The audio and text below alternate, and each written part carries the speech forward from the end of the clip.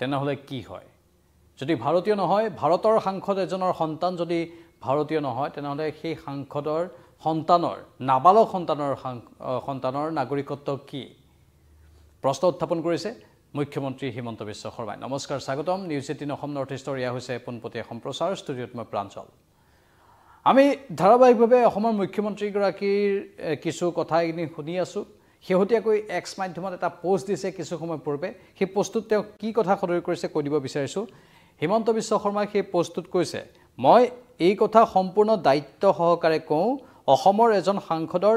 নাবালক সন্তান আৰু ভাৰতৰ নাগৰিক হৈ থকা নাই কিন্তু এয়া মাত্ৰ আৰম্ভণিহে আৰু বহু কথাই প্ৰকাশ পাবলৈ বাকী আছে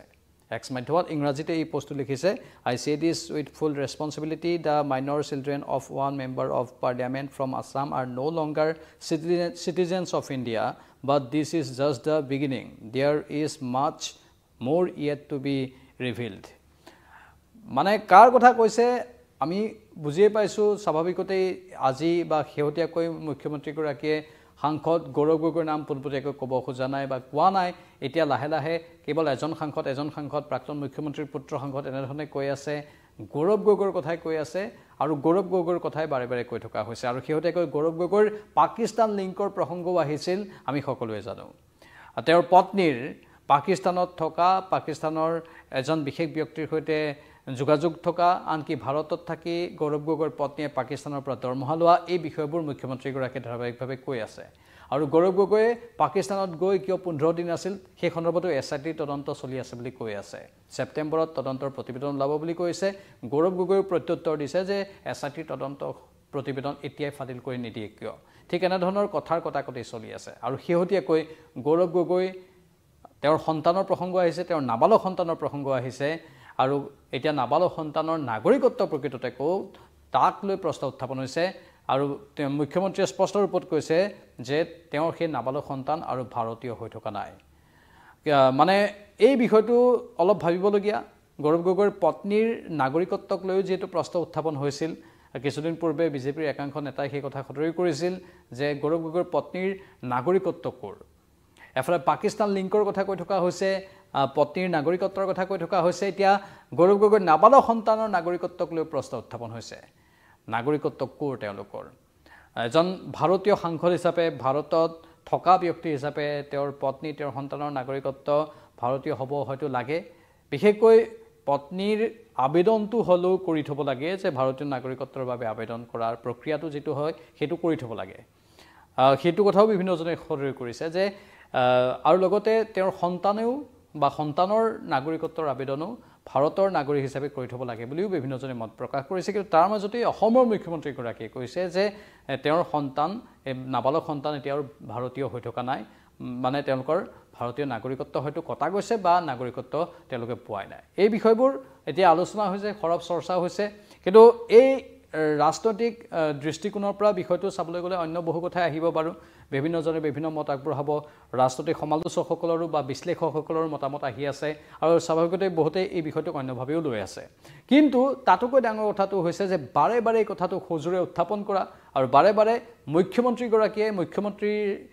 হিচাপে তেওঁ নিজে কৈছে মই মুখ্যমন্ত্ৰী হিচাপে কৈছোঁ নহ'লে এই কথাবোৰ কোৱাৰ কোনো অৱকাশে নাথাকিলেহেঁতেন বা কোৱাৰ দৰকাৰেই নাথাকিলেহেঁতেন মুখ্যমন্ত্ৰীৰ চকীখনত বহি যিহেতু তেওঁ কৈছে সেয়েহে তাৰ গুৰুত্বও ক'ৰবাত নহয় ক'ৰবাত থাকিব আৰু বাৰে বাৰে স্পেচিয়েল ইনভেষ্টিগেশ্যন টীমৰ তদন্তৰ কথা কৈ আছে সেইফালৰ পৰা চাব গ'লেও যথেষ্ট গুৰুত্বপূৰ্ণ বুলি আমি ক'ব পাৰোঁ আৰু মুখ্যমন্ত্ৰীয়ে নিজৰ মুখ্যমন্ত্ৰীৰ চকীখনত বহি কৈছে যে ছেপ্টেম্বৰত এছআইটিৰ প্ৰতিবেদন ওলাবই মানে এছআইটিৰ প্ৰতিবেদনত কি পাইছে